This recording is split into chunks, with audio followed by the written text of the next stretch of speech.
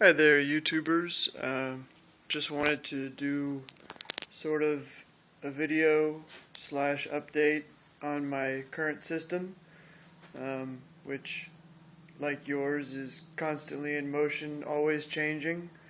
I've learned not to ever say, this is it, this is my final system, this is my final setup, because we all know better. Anyhow, so right now, I have a Denon 4308 receiver. Sorry about the light. It's really nice. It's really powerful. I've run it in full 7-channel setup with all RTi speakers, 10s in the front, 8s in the back, surround. Never heats up, it never has problems. It's just, I never run it above 20 dB. I should say negative 20 dB. It's just a great receiver. It sounds beautiful. I listen to my music in pure direct mode, and it sounds fantastic. Right now I have RTi 8s in the front, Polk RTi 8 as my front speakers, and CSI 5 channel. Center speaker. Obviously my cable box. I don't know why people point out stuff like this, but here I am doing it. My Xbox 360.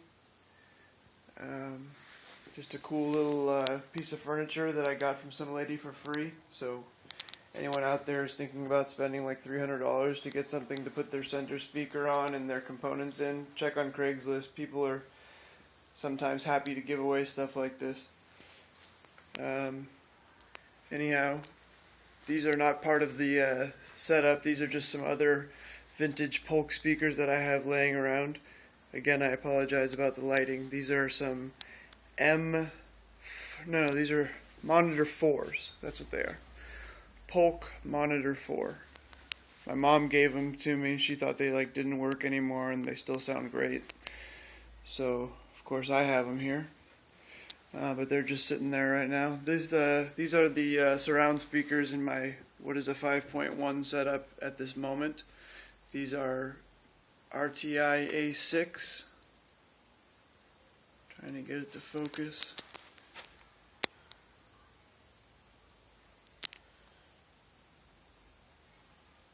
Anyhow,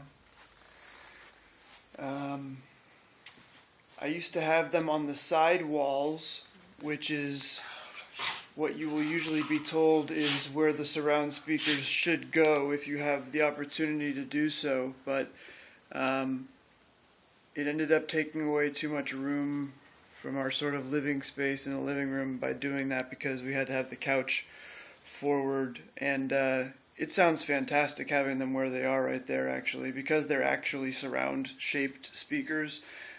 They shoot the sound everywhere, and they could probably be placed anywhere, in any number of places, and they would probably sound great. So they do sound great right there, in case you have a 5.1 setup and you had the same kind of issue I did, where you have a long room like this and you don't want to have one speaker way over there. You can put them, like you see I have it right here behind you, just put them up high enough so that when you're sitting down they're not shooting sound directly at your ear. That's the big caveat to all of it. So anyhow, Polk FXI A6 for my surround speakers in the back. I'm using 14 gauge monoprice oxygen-free copper wire for everything. This is my subwoofer. This is a Polk DSW Micro Pro 1000.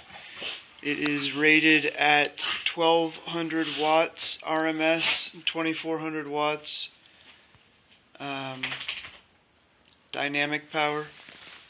I'm guessing that must be Class D amplification, and that those numbers are likely a 4 ohm or a 2 or a 3 ohm specification, but in any event, it's really powerful and it sounds really great. I'm just running a wire to the LFE input in the back. Again, I really apologize about the lighting, it's not good. And then finally, this is these are going to be for my 2-channel setup. And if you're a Polky, you already know what these are. I don't have to tell you. But these are LSi 9 bookshelf speakers. Always wanted these. Not necessarily in cherry, though. When I came across them, and I got a really good deal. Seeing them in person, the cherry looks really good. And another thing that I learned about these is that they do not all look the same. So you might see one and get turned off by it, and then come across another that you think looks, outstanding. So that's what happens when you're dealing with real wood. It's not going to be the same every time. So anyhow, these are going to be my 2-channel speakers. I don't have them hooked up right now because I don't have an amp for them, and I don't want to run them off my receiver. I want to run them off of a separate power amp that's proper for their low impedance rating, so I can really get the full taste of them.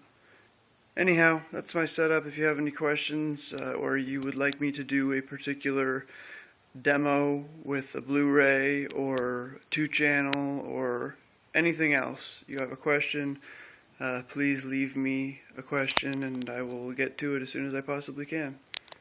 And Pickle and Mr. Woods, if you would say goodnight. Thank you.